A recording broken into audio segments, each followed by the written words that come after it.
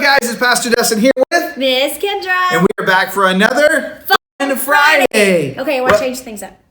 Okay. I want to go ahead and do the challenge right now. Okay, hang on a second. I really don't want to eat any gross food. I promise we're not eating Okay. anything today. Good. My stomach couldn't handle that. No, Again. it was pretty bad. It was pretty bad. Okay. Do you love toys? I absolutely love toys. All right, what was your favorite toy growing up? So they were about the size of G.I. Joes, but they were little Star Wars figures. And my mom would always go to the store and come back. She would always bring us another Star Wars figure. We had a ton of those. I loved playing with those. That's pretty cool. Well, I actually liked My Little Ponies. So, Okay. I loved horses and animals, and they had all the pretty little colors. You could braid their tails and braid their manes. So that was pretty fun. So, you ready to hear what the challenge is all about today? Are we braiding manes? We are not braiding manes Okay. today. All right. I think I might win with that. You might win. Okay. Well, actually, it is all about toys. Okay. But as you know, new toys come out all the time, Sure. right? Yeah. So the toy makers, though, they kind of have to see, well, what do we want to make now? And then they might go and change it. So today I have about 5 different toys that really changed the toy industry and the total look of it. So our job is to guess the year that these toys came out. Whoever is the closest to the actual date is the winner. Okay, I like that. All right, Sounds so good. you ready? And I'm going to keep track. So there's 5 note cards, so we can write our Okay, dates. that's over here. That's what these are for. Yes, I set those over there. You have your marker, and then I also have our score sheet. I'm going to keep track of that. So, all right, so here is the first one. You ready? All right, let's see it. What we got? Just kidding. It's not going to scare you. Do you know what this is? That's a Build-A-Bear, right? It is a Build-A-Bear. Isn't it cute? Now, this is more than just any bear, though, right? You can obviously see this is a leopard. This is actually Jelly Bean. This is Lydia's little leopard. So, and it's pretty cool. Yeah. So you get to actually, instead of just buying a stuffed animal off the shelf, you buy a flat animal. Yes. And then you fill it, and it comes to life in front of you. You get to give it a name, and sometimes even put like little heartbeats or whatever inside of the paws. That's pretty awesome. So that definitely changed how. Yeah, and then buy all these cool clothes, right? And spend about $50 by the time you walk out the store, if you're lucky, right? Yep. Okay. So Build-A-Bear. The challenge is, when did Build-A-Bear come out as a company? Is that right? Okay. Okay. So here we go. All right, here we go. I'm going to say... Okay. I've got mine. Okay, I got mine. Ready, set, go.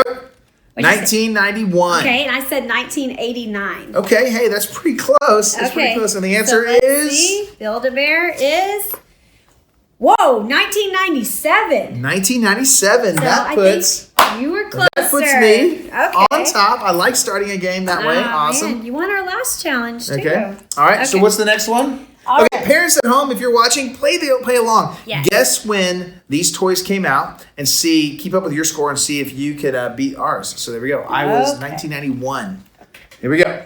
There we go. And the next one is Barbie. It's a Barbie. There you go. It's a Barbie. This really came out, and I think it was, for little girls. And Barbie has all these different clothes, or like she becomes an astronaut, or she becomes a veterinarian, or a doctor. And so I think it helped for little girls to understand that they could dream about different careers and different things like that. So, all right, you ready? All right. What year when do you think did Barbies Barbies come come out? Set her out? down so I can write. All right, here we go.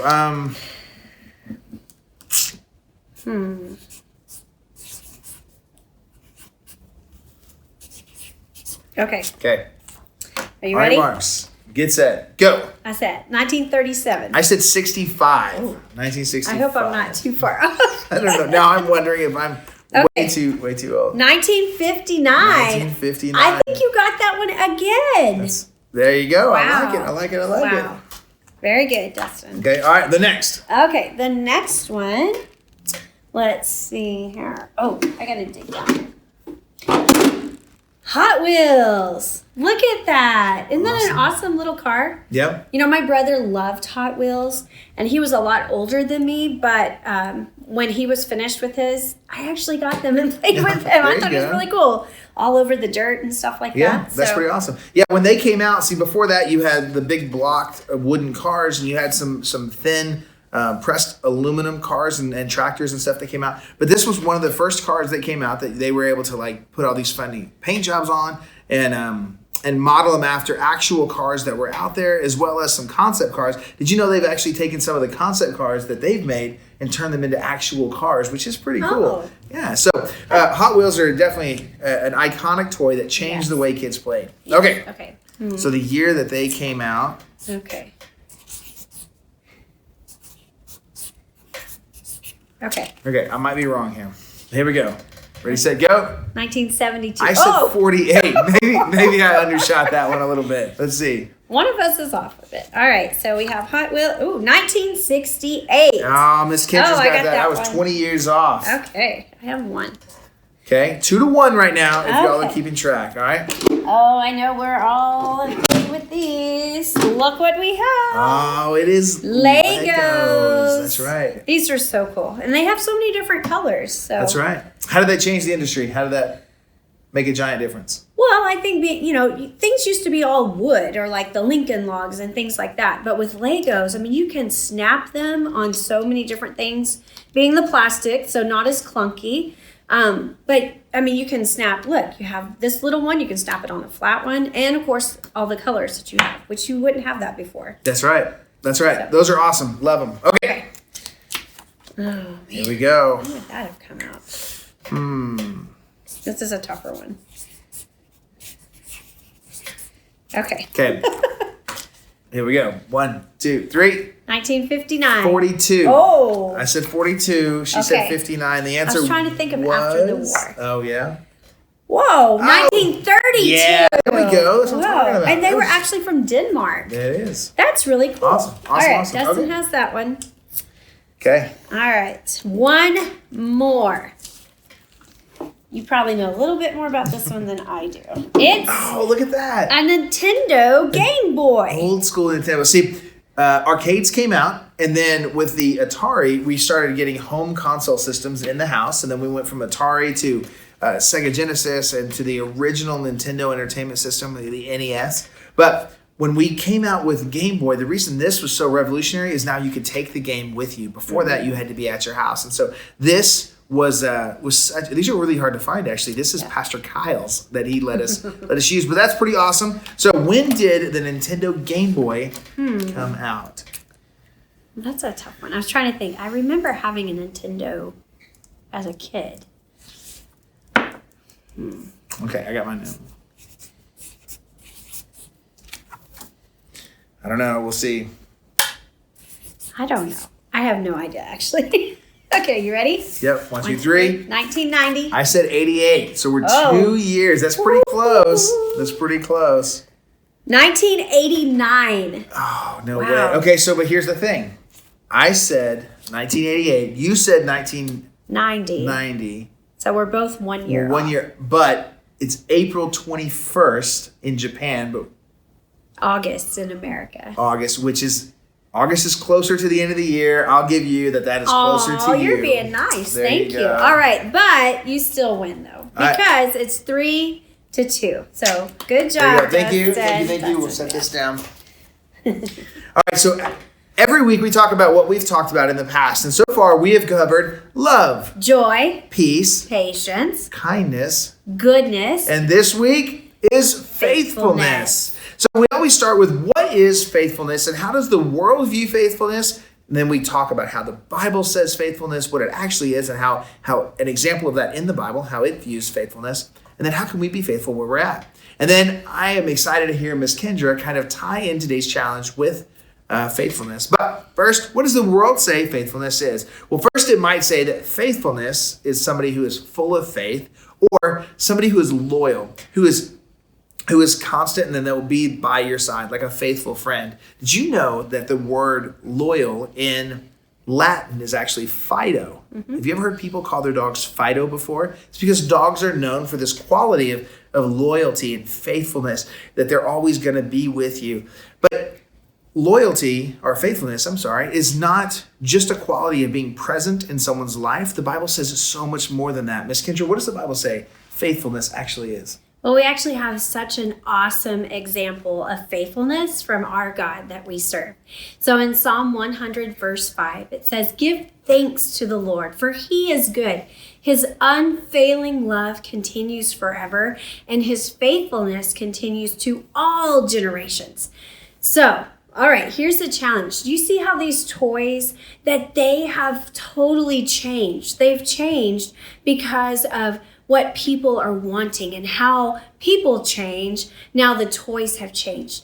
But this is what's so cool, is that our God never changes. He is constant and he always loves us. And it says, in the verse, it was to all generations. So it's from way back even before our grandparents, now down to us. His love has remained faithful to us, and he is such an awesome example of how we can then be faithful. And I think you have an awesome Bible story about that. I do. If we think about all the stories in the Bible, one of the ones that really jumps out as to faithfulness, there was a group of guys, they were buddies, and this country, Babylon, came in and took over Jerusalem. And when they did, King Nebuchadnezzar of Babylon, they took some of the people from Jerusalem with him. And some of those guys he changed their name to Shadrach, Meshach, and that's right, Abednego. Yeah. Now, it's not Rack, Shack, and Benny like some of us have heard, but Shadrach, Meshach, and Abednego. They were in a new town, a new city. Their situation was very different. All of their family had either been killed or back in Jerusalem, and so now they're by themselves in this new city.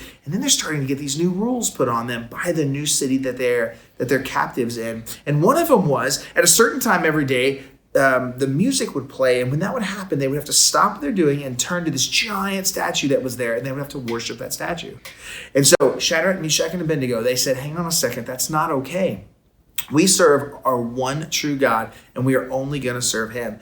But that's not what the Babylonians wanted them to do. So the music plays, and they start looking around, and everybody's bowing down except for three guys. Guess who they were? Shadrach. That's right, Meshach and Abednego. So then the king comes to him and he says, hey, I don't think you fully understand. I said, if you don't worship the idol, that we will do something really bad to you. I'm telling you, you need to worship this idol. And they didn't do it. See, the music plays again. They look out over the crowd. Everybody's bowing down except for those three guys. That's right, Shadrach, Meshach, and Abednego. So the king is furious at this point, and he takes his furnace that they use for making bricks, and he said, make it 7 times hotter. Guys, that's really, really hot. It was so hot, in fact, that the guard that carried Shadrach, Meshach, and Abednego up to drop them into the furnace, it says that when he opened the door, that the heat was so bad, he was overcome by heat, and he died right away. But then Shadrach, Meshach, and Abednego were thrown into the furnace, and the king looks in, and he was expecting to see 3 guys laying on the ground. But he doesn't see 3 guys laying on the ground. No, he doesn't. He sees 3 guys walking around unscathed by the fire, and the ropes had burned off their hands. But he saw something else. Miss Kendra, what did he see in there? He saw a 4th person in there, and he said it looked like someone of light, like an angel. That's right. So he looks in, he sees 4 guys in. He says, hang on a second, didn't we throw in 3? But there's 4 walking around. So he calls them back out of the fire, and they come out. They use that opportunity to explain to King Nebuchadnezzar that even though their situations changed, even though what was asked of them wasn't correct, they were going to remain faithful to God. They were still going to love and only worship the one true God. See, God used something really bad, which is Shadrach, Meshach, and Abednego being taken away from their home and now living in this other country. He used it for good because now they can share how good God is and how faithful he is to this king of that country. That's right.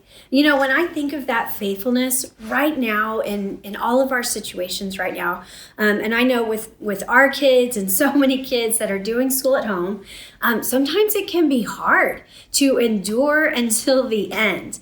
But I want to encourage you this week and for the rest of the days that you are in school, that you remain faithful, that you decide that, you know what, I am going to finish this and I'm going to endure till the end, but not just like we talked about last week, not just to do it just because it's your job, but to do it with this gusto and to do it with, I want to finish this race, but I want to finish it strong and I want to finish it well.